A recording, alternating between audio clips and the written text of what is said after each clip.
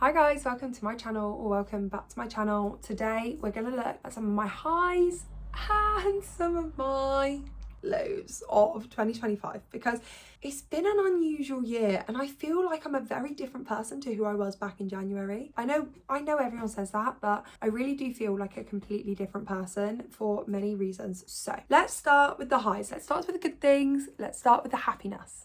I finished uni. I am officially a master's student. I'm officially a master in special educational needs and educational leadership and management. That is a mouthful, I've learned to say. But I finished that, and come January, I will be graduating. Fingers crossed, something like COVID doesn't hit again and take my graduation away from me. I just want to walk across the stage in a free dress and have people clap. That's it. That's all I want. So I'm so excited to have finished uni, to have kind of got everything. If you've been around on the channel for the last couple of months, you will know that my dissertation was just a point of no return. That dissertation made me so stressed, horrible. Like, I wasn't myself for a good month whilst that was going on. I don't think I've ever cried as much as what I did whilst that was happening, and it's done, and that is massive. So finishing uni, having that, incredible. Like, I think that's going to be one of my proudest achievements, is sticking through that, because in February I decided I wanted to leave teaching and I stuck through my teaching masters, so that's always good. The other high that we've got is I stuck to my fitness routine as much as possible. I will say it wasn't great, but even in the points where I was like, I'm not working out at all, I'm doing nothing, I was getting myself on walks most days, and for that I'm very proud of myself. I have not been this consistent with my fitness routine in such a long time. Physically I'm seeing the differences, but mentally,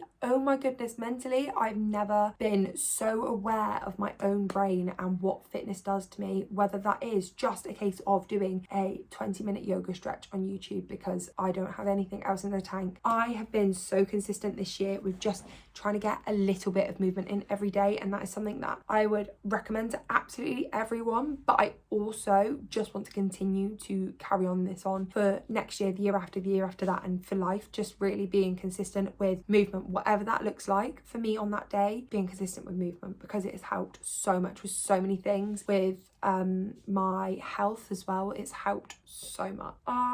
I've had for my notes written down here, I've also better with my skin and my hair care. It sounds so silly, but I have been struggling with my skin for quite a while. Now, I have makeup on today, obviously, because I'm filming a video for you guys, but I have been struggling with my skin and spots for so long now, and I have finally come up with a routine that seems to be working. It is winter though, so will this work in the summer? I don't know, but my skin is finally as clear as it can be. I still get the odd spot, I still get the odd like issue, blemish, whatever, but it's not, I was having really bad, deep, dark acne, like spots, cystic spots along my jawline here, all along my chin, on the creases of my lips, and it was just so difficult to manage because it was so painful. There was nothing I could do. I was constantly, I'm such a picker as well, so every time I had a spot I was constantly like picking them, cutting myself, scabbing over. It was just disgusting for quite a while, and I finally found a skincare routine that works for me. Is it something that everyone should do? No, I don't use the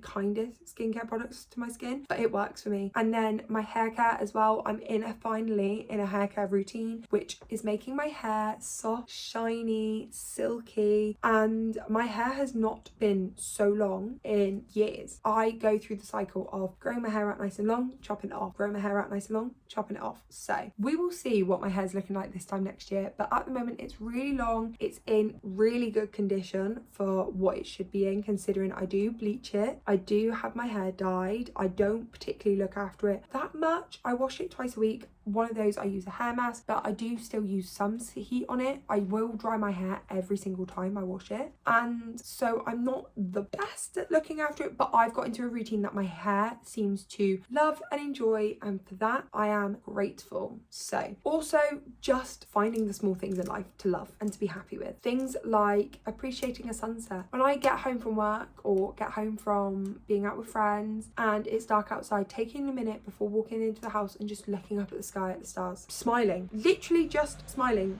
being able to go for a walk each morning, having laughs with my friends and my family, having people that love me to be around me. Just the small things in life, reading a good book, snuggling down into my bed to watch a film, whatever it might be, just finding those small things in life and romanticizing them a lot more. I have really enjoyed over the last year. And the last one that I've kind of come to note that has really been a high for me is being silly, laughing and being silly. I don't think I've felt this truly myself in such a long time, like such a long time, because I feel like I truly allowed myself to be the silly, goofy person that I am and let people see that and be a bit more vulnerable and open to that, but also recognizing that not everyone's gonna like that and that's okay. Not everyone needs to like me, like how I act, but as long as I'm being true and authentic to myself, that is what I can ask for. I've done all these things, kind of worked on myself a lot through journaling, through meditation, through just reflecting on myself, having a lot of time by myself, having a lot of like spare thought time as such. And for that, I'm forever grateful that this year is going to be one of the best, that for my mind and my spirituality and just for my brain space to have improved. But with everything that comes up, we've got to have lows, we've got to have the downs. So obviously one of the lows that I've already kind of touched on is my dissertation. I have not felt mentally that unwell for quite a while. I think my dissertation pressure started whilst I was still up in Liverpool and I didn't really realise. I wasn't great doing that and looking after myself, which wasn't ideal. And kind of along with that is just the struggles I've had with my mental health. I think it's because I've been reflecting on a lot of things. I've been battling a lot with my own brain and trying to work through a lot of my own prejudices, work through a lot of my own issues. And so with that comes a lot of reflection, which comes a lot of thought time. And that's not always a great place to be if you have ever had mental health struggles. So for that, definitely was a low. I had some days where I've struggled to get out of bed. I've had some days where I've cried a lot. I've had some days where I've had arguments that I shouldn't have been having. I've had days where I've just felt numb and I wondered why I couldn't be happy in that moment. But everything has a reason. In my view is everything that happens for a reason, and I do feel like I'm finishing the year in a good spot. I'm finishing the year happy. I'm finishing the year content with where life is at. I'm working on a few things, don't get me wrong. I don't particularly want to be living with mum and dad, but I'm working on that. So nothing is stagnant, nothing is stopped. Time keeps moving, so we either allow that time to move on and heal us, or we can stop with time. Absolutely fine if that's what you need to do in that moment. You need to stop and you need to grieve, that's fine. But I've moved a lot more this year and I'm a different person, and I've created those boundaries that I've needed to create a lot more. Not always in the right way, but I have shared a lot more boundaries.